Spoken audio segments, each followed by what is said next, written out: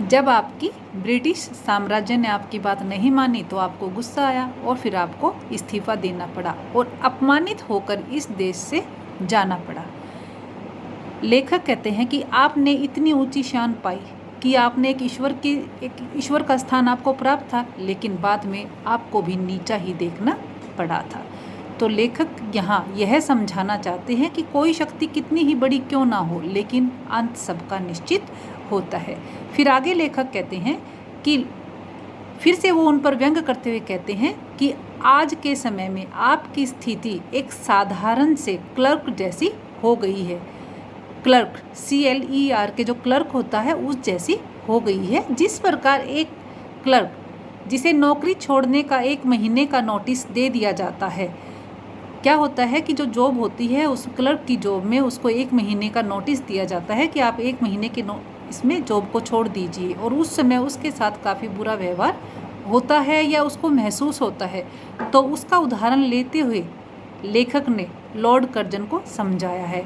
वे कहते हैं कि जिस तरह से एक क्लर्क को नौकरी छोड़ने का 1 महीने का नोटिस दे दिया जाता है और वह उस 1 महीने के समय को बड़ी घृणा से काटता है, उसी प्रकार आपको भी आपके पद से हटाया जा चुका है और आप जो यह समय काट रहे हैं वह बड़े ही अपमानित होकर काट रहे हैं। यह आपके लिए बड़ा ही इंसल्टिंग है।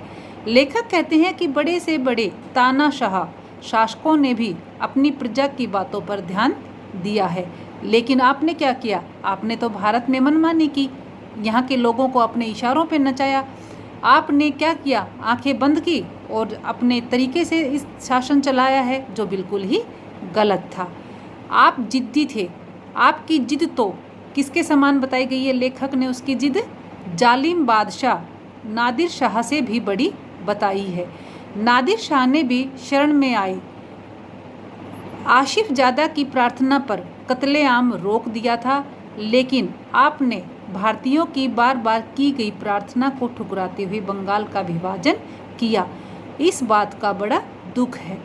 लेखक ने यहाँ जो लॉर्ड कर्जन है उनकी तुलना किससे की है? नादिर शाह से की है कि नादिर शाह ने भी जब उससे प्रार्थना की गई थी तो वो भी मान गया था, लेकिन आपने तो भारतीयों की एक भी बात नहीं मानी थी। लेखक आगे कहते हैं, जब कोई किसी देश में जाकर रहता है तो वह उसके प्रति बड़ा कृतज्ञ रहता है। अर्थात जब हम कोई काम करते हैं तो उसके प्रति हमें लॉयल होना चाहिए, उच्च भावना रखनी चाहिए और हमेशा उस देश की, उस संस्था की भलाई की बात ही सोचनी चाहिए। लेकिन आपने तो उल्टे किया। आपने क्या किया? आप इतने समय से भारत में रहे, लेकिन आपने भारतीयों की भलाई के विषय में कुछ भी नहीं कहा। और अंत में लेखक कहते हैं कि आपने हमेशा हम भारतीयों का शोषण किया, किंतु भारत से जाते समय क्या आप भारतवासियों के लिए शुभकामना करेंगे कि वे फिर से अपनी खोई हुई प्रतिष्ठा को प्राप्त कर ले, अर्थात फिर से भारत उसी प्रोग्रेस के रास्ते पर चल पड़े जिस रास्ते पर वह था। तो लेखक कहते हैं कि अब भी यदि आप ऐसी शुभ कामना करते हैं, आप हम लोगों के बारे में अच्छा सोचते हैं, तो जो भारत के लोग हैं वो आपकी पिछली सारी बातों को भुला सकते हैं।